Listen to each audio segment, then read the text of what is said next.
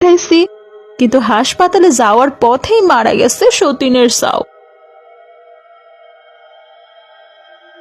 রহিম চাচা ধীর গতিতে ভ্যান চালাতে থাকে। চাচা, দ্রুত চালাও চাচা, আমি মরে যাচ্ছি। টাকা নিয়েছি রে বাপ, কিভাবে জোরে চালাই। আল্লাহ, মরে গেলাম আল্লাহ। যুবক ছেলেটি চিৎকার করতে করতে হঠাৎ মারা যায়। রহিম চাচা পেছন থেকে আর কোনো শব্দ না পেয়ে ভ্যান থামিয়ে পেছনে তাকিয়ে দেখে ছেলেটা মারা গেছে।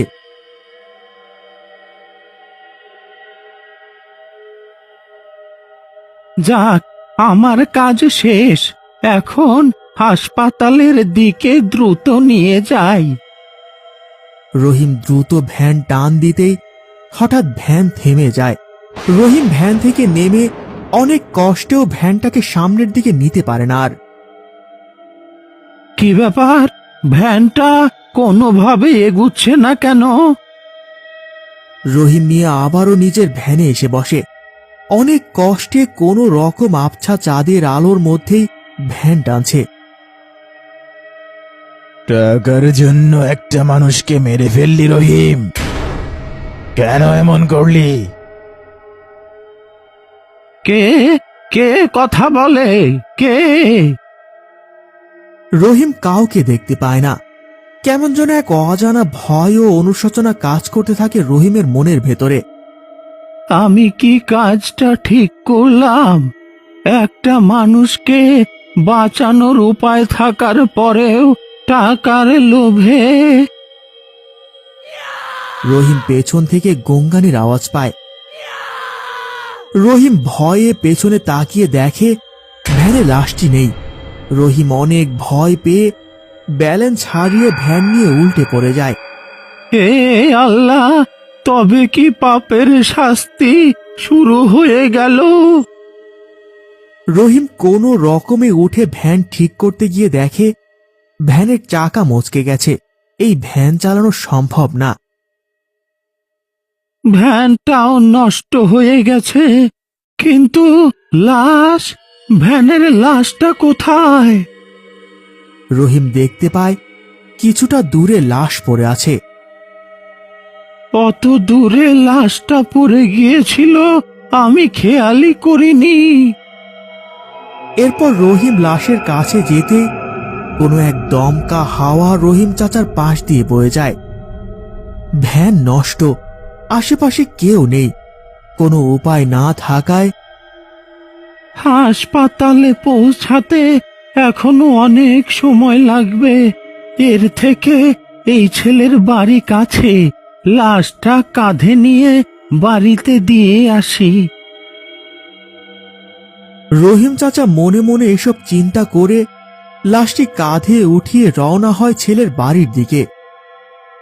এক কদম করে পা বাড়াচ্ছে, লাশের ওজন যেন দ্বিগুণ করে বাড়ছে। কি ব্যাপার, লাশের ওজন যেন ধীরে ধীরে বেড়েই যাচ্ছে। কি হচ্ছে আমার সাথে সব?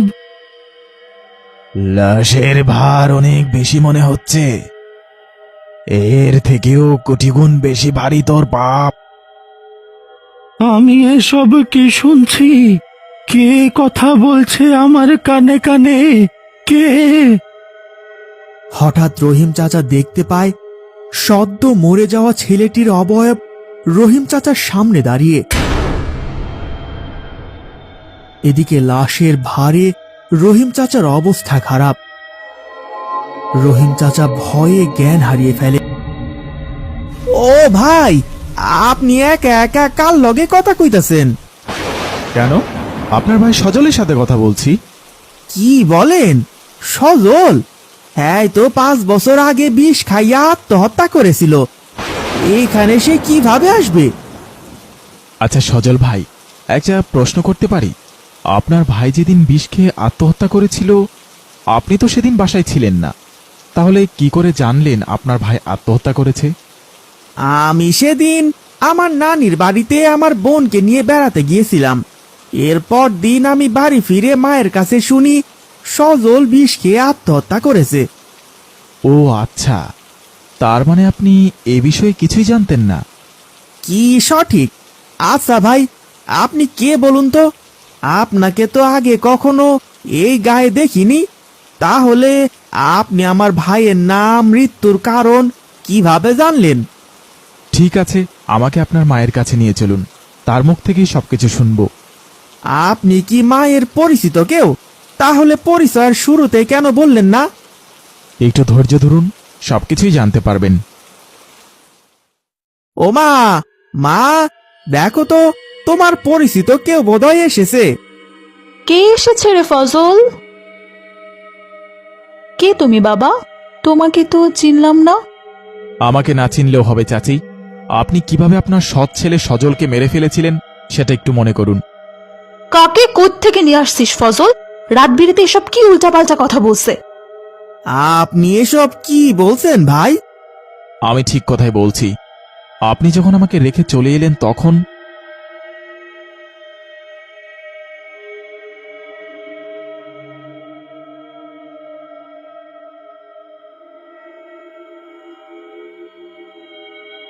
এসব আবার হয় নাকি? কি প্রমাণ আছে আপনি সত্যি বলছেন? জানতো ভাই, আপনাকে ভালো মনে করে বাড়িতে নিয়ে আসলাম, ঝামেলা থেকে বাঁচাতে চাইলাম। আপনি এখন দেখি আমার বাড়িতে এসে ঝামেলা পাকাচ্ছেন। আমাকে কি আগে কখনো এই গ্রামে দেখেছিলেন?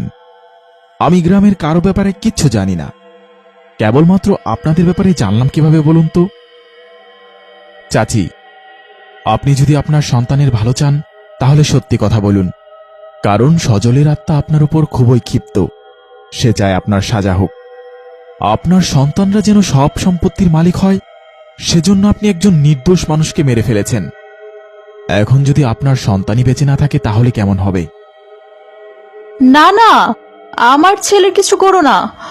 কই কই সজল, বাপ আমার, ছেলের কিছু করিস না। আমি সব সত্য কথা বলে দিচ্ছি।